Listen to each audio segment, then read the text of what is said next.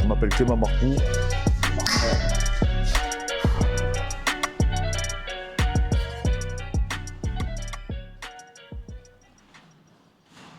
Salut à tous les amis, aujourd'hui on se retrouve pour parler d'un terrible combat entre deux super strikers qui a lieu ce soir. Thiago Santos contre Ankalaev. Un beau fight night, franchement, là on a une belle carte. Ouais, il y a une belle carte, il y a des gros punchers surtout. Ouais, on a Alex Pereira, donc le tombeur de Adesanya au Glory, qui va donc affronter Bruno Silva, un autre Brésilien. Donc on va pouvoir. Il y a quand même une hype autour de Alex Pereira, puisqu'il a quand même battu Adesanya. Ouais, en plus, l'UFC le pousse pour vraiment essayer d'avoir cette revanche qui serait vendeuse, je suppose. Parce que KT, elle est un peu au point mort, du coup on veut chercher des nouveaux talents. Et donc Alex Pereira, il va quand même il va attiser notre curiosité et on va voir ce qu'il va faire donc contre Bruno Silva. Un autre combattant qu'on veut voir, c'est Terence McKinney. On l'a connu parce qu'il a battu Faresiam au dernier combat. Il s'est proposé de suite recombattre, donc il veut rester actif. Contre Drew Dober, qui avait affronté Islam. D'accord, ça va être une solide opposition. J'ai vraiment hâte de voir ce que ça va donner. Parce qu'après, derrière, ça va peut-être pouvoir donner un prospect. Bon, après, cette catégorie, elle est quand même relativement chargée. Donc, ça va être compliqué. Merci encore à tous pour les réactions de la vidéo de hier sur la reste aussi. On voulait vous dire. Et pour rien louper, comme d'habitude, les amis, si vous ne voulez pas louper, n'hésitez pas à vraiment soutenir la chaîne. Abonnez-vous. Pensez à nous donner de la force. Ça nous encourage dans nos démarches. Ensuite, on a Alex Caceres qui va affronter Sodiq Yusuff. Donc, Sodiq Yusuff, ça fait longtemps que je le suis parce qu'il y a 10 ans, Lloyd Irvine avait mis en avant ce combattant en disant qu'il venait. On voit une vidéo où il s'entraîne pour la première fois à la team Lloyd Irvine et il disait qu'il voulait devenir champion de l'UFC. Et donc, du coup, cette vidéo qu'on ressort maintenant 10 ans après, où il va être pas en co-main event, mais co-main event. Il a un grappling agressif, alors c'est grosse lutte, d'accord. Gros grappling et très bon striking maintenant. Il est complet. Et là, du coup, 11 victoires, 2 défaites. C'est un Nigérian. On sait que les Nigérians sont quand même. Ils ont la cote en ce moment. En tout cas, il est solide physiquement.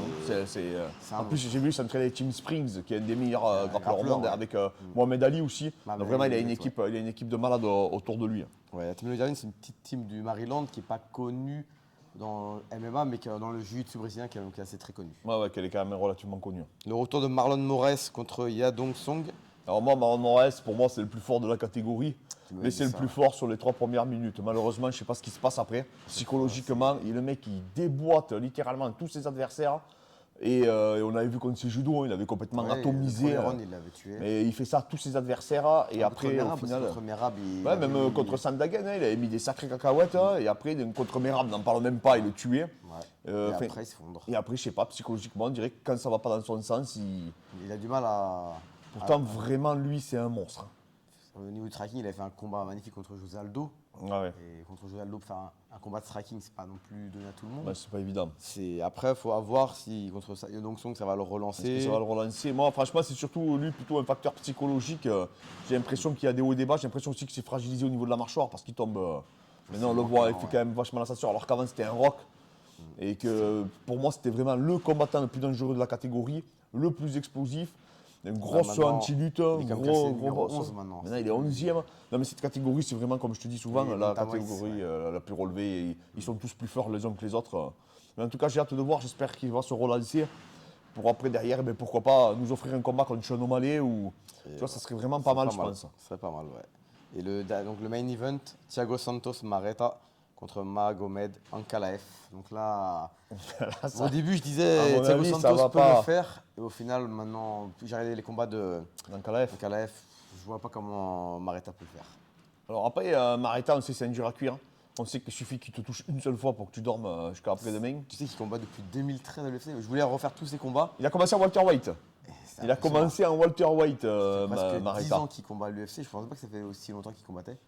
Et après, je vais pas refaire tous ses combats, j'ai refait les derniers. Et c'est vrai qu'il est beaucoup plus posé dans ses derniers combats, mais. Après, Ankalaev, il est en pleine boom. Il est en pleine boom. Moi, le truc qui me fait peur avec Ankalaev, c'est le triangle. Ben oui, parce qu'en fait, il avait dominé pour la petite histoire. Il avait survolé son adversaire, un grappleur. Et à la dernière seconde, il prend un triangle. Son coin lui dit il reste quoi 4-5 secondes. Et il tape à la dernière seconde. Il tape à la dernière seconde. Alors que franchement, il ne se serait même pas endormi. Et là, à partir de là, ça a quand même mis beaucoup de doutes sur sa capacité. Sur son mental. Sur son mental, parce que moi, en tout cas, j'avais beaucoup d'espoir en lui, mais ça m'a beaucoup refroidi. Il y a Le beaucoup fait qu'il qu'on- tape à la dernière seconde comme ça m'a quand même. C'est pas une clé de bras, c'était un Ouais, au étranglement. pire, il pouvait s'endormir, mais en tout cas, je sais pas, il restait vraiment. Il a tapé à la dernière seconde, hein, c'est vraiment ça. Ça a fait le tour des réseaux à cause de ça. Après, par contre, contre Yon Coutou là-bas, il m'avait vraiment impressionné. Il est vraiment Là, précis, il tape fort. Oh là là, il a un bras arrière qui est impressionnant. Je vois pas comment Santos, surtout que Santos, il n'a pas pris beaucoup de risques contre Johnny Walker. Et franchement. Après, Johnny Walker, il tape très très fort et il est encore fort. plus grand qu'Ankalaev. Hein, donc il est très particulier, Johnny Walker. Et techniquement, Kalev, c'est vraiment. Contre Volkan, il avait fait un combat magnifique. Ses derniers combats, Ah oui, franchement, oui, contre il a j'ai fait du un mal à combat de voir malade. comment Mareta peut battre Kalev. Donc à alors- part un. On fait quoi là? On parie ou on ne parie pas? Ah, moi, je parie sur Kalev, je parierais pas sur Mareta. Ah, ben moi je dis KO au premier round de Mareta. Parce que je sais que Mareta, je sais que je l'ai déjà vu sur des grosses oppositions.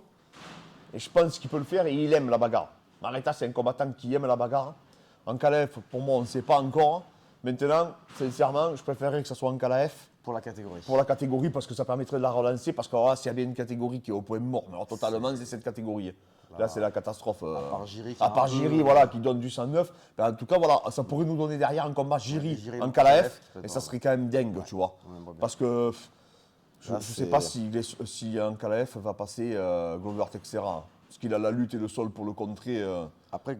Quand je vois il s'est fait soumettre par l'autre, je pense que ça va être difficile. Après, je pense que c'était une erreur de parcours. Ouais, voilà, bon, on va dire ça. Mais en tout cas, c'est Kalev, clair c'est que. numéro 5. S'il gagne, il va monter encore un peu au classement et il va être prétendant Ah au bah, de toute titre. façon, là, je pense que s'il gagne Mareta, Ouais, ils le normalement. mettront pour le titre. Parce Ouais. que de toute façon, il n'y a personne derrière. Donc, à part peut-être le Polonais s'il revient fort. Ouais. Parce que c'est une sacrée dure à cuire. Dakovic, Et moi, je pense qu'il ne faut pas Ouais, l'enterrer. Il faut pas l'enterrer. Il est mort déjà 10 fois, il est revenu 10 fois. Parce qu'il est revenu, parce que lui, il avait très mal commencé sa carrière à l'UFC, il est revenu. Ouais.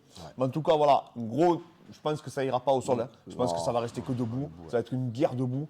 Mais je pense que Santos peut l'éteindre. Voilà, moi, c'est mon pronostic. Mon pronostic, ça va être vite décidé. Bon, moi, je prends le choix facile parce que.